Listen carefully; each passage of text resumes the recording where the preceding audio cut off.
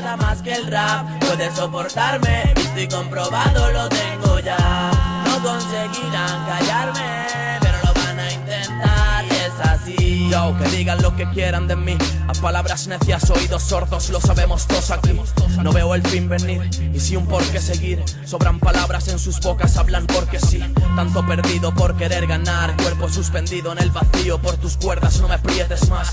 Tenéis una imagen de mí que no es la cierta, pero sigo porque lo único que hacéis es dar mil vueltas, sin mirar más allá que al frente de un espejo y ver que lo que me cayó me hace mal hasta enloquecer. Puedo sentir que todo fluye y escuchar mi corazón latir. Concluyen mis días y sigo con mis tonterías, y así calmo mi ansia. Tengo la manía de tomar el rap por modo de vida y mi escapatoria. Ya sabréis la historia del loco y sus líneas. Otros dicen mira mi rap y es más de la mitad de escoria. No saben nada de mi vida pero hablan, no saben nada pero quieren dar que hablar. Con las palabras de un familiar ya me sobra. Me rayo y paro, claro que lloro si no me cuadra. No saben nada de mi vida pero hablan, no saben nada pero quieren dar que hablar. Con las palabras de un familiar ya me sobra. Me rayo y paro, claro que lloro si no me cuadra. Yo, le hago el amor al folio, le hago el amor a tus oídos en temas por episodios. Las críticas destructivas nunca las oigo. Si queréis mierda nueva en temas os la doy. Yo no soy de hablar por los codos, prefiero hincarlos.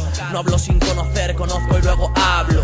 Soy más simple que un corta uñas, otros buscan bulla y huyen. Hablan de mi rap en raps que nunca fluyen, ni se entienden, ni sorprenden. No se venden, pero creen vencer sin ser más que un pastel bastante verde. Y se nos pierde el respeto en el rap, creo que yo no lo veo ya. Si por cantar distinto al resto otros te querrán reventar.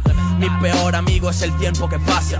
Menuda comedura de cabeza estar en casa. No sé para el dicho, pero no sé para el mismo. No me voy a estancar, solo queda avanzar con optimismo y ver cómo se conforman con lo que le están siguiendo los cual normas. Y que va, yo voy a pensar en ladearme y solo el rap me entiende y no hace falta que lo hagas.